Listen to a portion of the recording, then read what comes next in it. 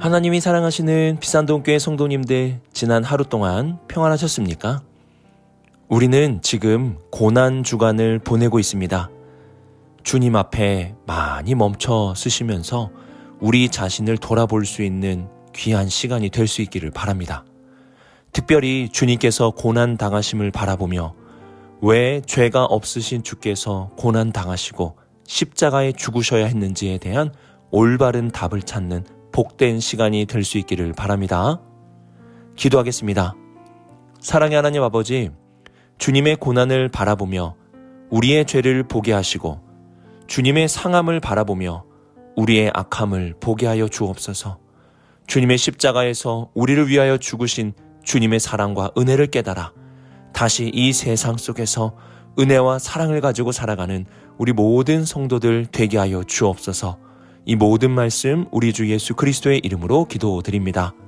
아멘.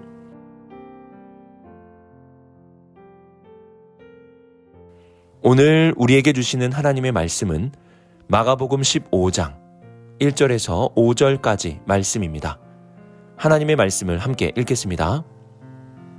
새벽에 대제사장들이 즉시 장로들과 서기관들 곧 온 공회와 더불어 의논하고 예수를 결박하여 끌고 가서 빌라도에게 넘겨주니 빌라도가 묻되 네가 유대인의 왕이냐?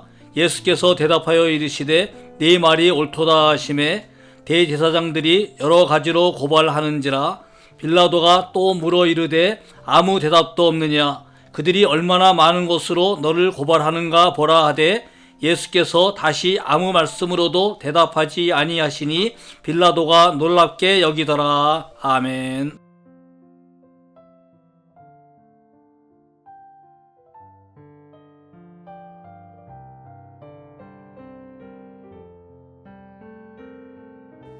대제사장들과 장로들 그리고 서기관들은 당시에 정치적으로 높은 위치에 있었던 사람들이었습니다. 이들은 밤샘 논의 끝에 예수님을 죽이기 위해 빌라도에게 끌고 가야 한다는 결정을 내렸습니다. 이스라엘의 법에도 빌라도에게 데려가지 않고서도 사형을 언도할 수 있는 방안이 있었습니다. 예를 들면 스데반이 돌로 쳐서 죽임을 당하게 되었는데요. 이때 진행된 사형은 로마 정부의 승인을 받은 것이 아니라 이스라엘 법 안에서 돌로 쳐서 죽이는 사형을 집행한 것입니다.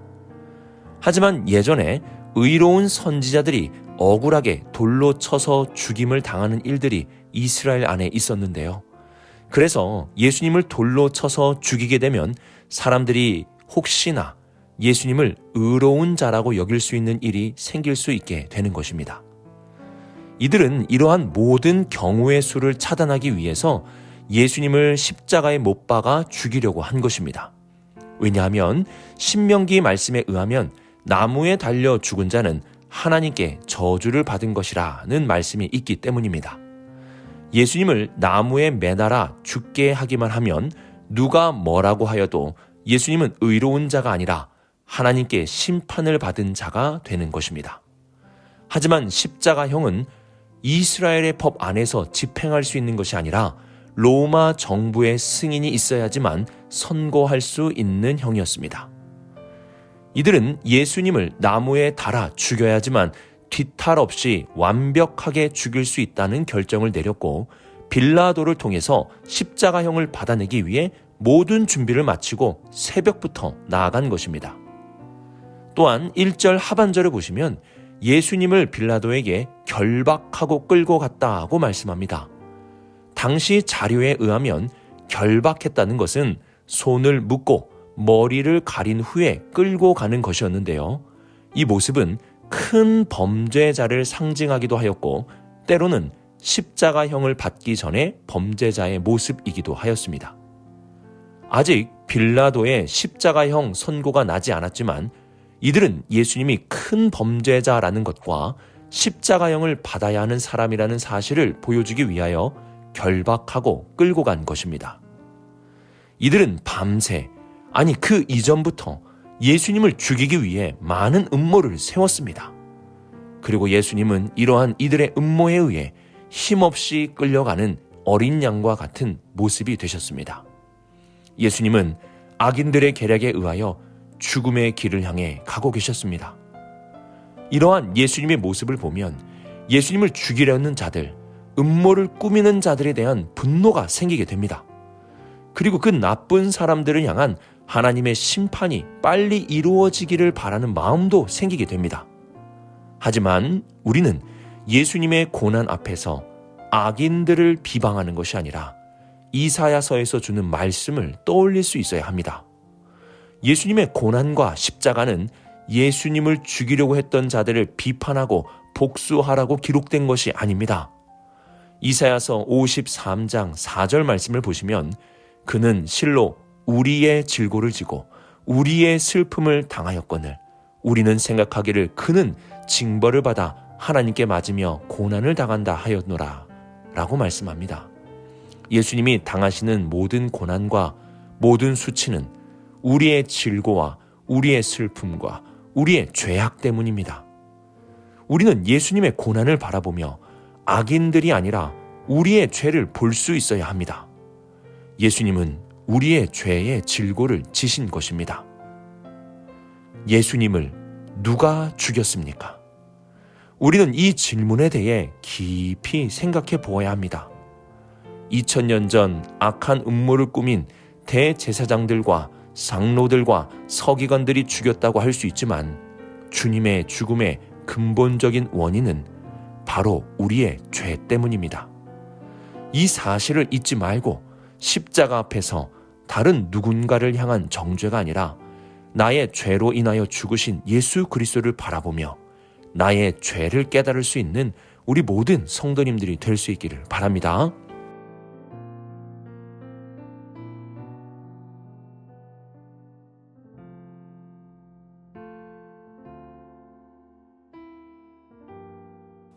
빌라도는 예수님께 네가 유대인의 왕이냐라는 질문을 하였습니다. 마가복음을 보면 악한 자들이 자신도 모르게 진리를 고백하는 일들이 나타나게 됩니다. 예를 들면 이와 비슷한 질문을 예수님을 죽이려는 대제사장이 하게 되는데요. 마가복음 14장 61절을 보시면 대제사장이 다시 물어 이르되 네가 찬송받을 이의 아들 그리스도냐? 라고 예수님께 묻습니다. 이들은 자신도 모르게 예수님이 어떠한 분이신지 고백을 하고 있습니다. 유대인의 왕이냐라는 빌라도의 질문은 예수님이 진정한 유대인들의 왕이라는 사실을 드러내고 있습니다. 물론 이들은 예수님을 죽이기 위하여 신문하는 것이었지만 결론적으로는 자신들도 모르게 진리를 고백하고 있었던 것입니다. 악인들이 이렇게 득세하고 모든 권세를 가지고 예수님을 신문하고 있는 듯 보이지만 그들은 자신도 모르게 하나님의 말씀을, 하나님의 뜻을 드러내고 있었습니다. 하나님은 악인들을 사용하셔서라도 하나님의 뜻을 결국 이루어내십니다. 빌라도는 이러한 질문에 예수님께서는 네 말이 옳도다 라고 대답하셨습니다. 우리는 어린 요종 앞에서 두려워했던 베드로의 모습과 대조되는 예수님의 담대함을 보아야 합니다. 예수님은 세상의 권력자들 앞에 비굴하지 않으셨고 그 앞에 무릎 꿇지도 않으셨습니다. 사탄이 예수님을 미혹할 때 자신에게 경배하면 세상의 모든 영광을 주겠다고 말하였습니다. 그때 주님은 이렇게 말씀하셨습니다. 이에 예수께서 말씀하시되 사탄아 물러가라. 기록되었으되 주 너의 하나님께 경배하고 다만 그를 섬기리라 하였느니라. 예수님은 하나님께만 경배하고 하나님만 섬기겠다고 말씀하셨습니다. 신앙인은 어떠한 고난 속에서도 하나님 앞에만 무릎을 꿇는 자가 되어야 합니다. 하나님만 경배하는 것입니다. 우리 예수님의 이러한 담대함을 본받읍시다. 빌라도 앞에서도 세상의 권력자들 앞에서도 고난 가운데서도 굴하지 않으시고 하나님만 경배하고 하나님만 섬기는 예수님의 이 모습을 우리는 본받아야 합니다.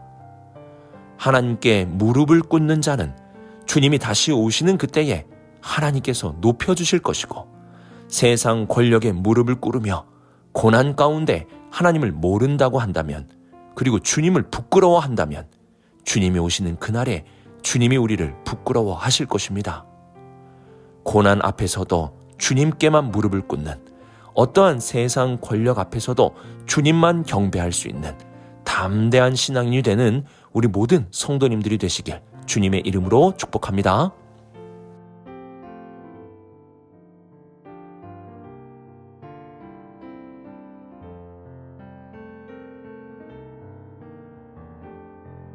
대제사장들은 예수님을 십자가에 못 박기 위하여 여러 가지 죄로 고발을 하였습니다. 예수님은 십자가에 달릴 만한 심각한 죄뿐만이 아니라 죄 자체가 없으신 분이십니다. 이러한 주님을 십자가에 못 박기 위해서는 엄청난 거짓과 모함들이 있어야 했습니다.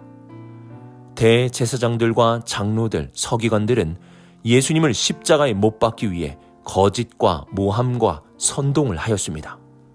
빌라도는 이러한 그들의 거짓을 알았습니다. 그래서 왜 예수님께 아무런 대답이 없느냐고 물은 것입니다. 이러한 거짓과 모함에 억울하지도 않느냐, 분하지도 않느냐라고 말하는 것입니다. 예수님은 이러한 빌라도의 말에 침묵하셨습니다. 그분은 입을 열지 않으셨습니다. 왜 예수님은 이 억울한 상황에, 분한 상황에 침묵하신 것일까요? 이사야 53장 7절에 이러한 말씀이 기록되어 있습니다. 그가 곤욕을 당하여 괴로울 때에도 그의 입을 열지 아니하였으며 마치 도수장으로 끌려가는 어린 양과 털 깎는 자 앞에서 잠잠한 양같이 그의 입을 열지 아니하였도다. 이 말씀대로 예수님은 입을 열지 않고 잠잠하셨습니다. 왜 그러하셨습니까? 하나님이 예수님께 우리의 모든 죄를 담당시키셨기 때문입니다. 예수님은 패배자의 침묵을 하신 것이 아닙니다. 약한 자의 침묵도 아닙니다. 예수님의 침묵은 우리의 죄를 담당하라는 하나님의 말씀 앞에 한 침묵입니다. 이는 철저한 순종이며 하나님의 뜻 앞에 철저한 굴복의 모습을 보여주는 것입니다. 겟세마네 동산에서 기도하심과 같이 자신의 뜻대로가 아닌 하나님의 뜻대로 나아가시는 예수님의 모습을 보여주시는 것입니다. 예수님의 침묵은 하나님의 말씀 앞에서의 순종의 모습입니다. 우리의 죄를 담당하라는 하나님의 뜻 앞에 철저한 굴복입니다. 우리에게도 때론 이러한 침묵이 필요합니다. 억울하다고 다 말하는 것도 아니고 분하다고 하여 그 모든 것을 다 쏟아내는 것도 아닙니다.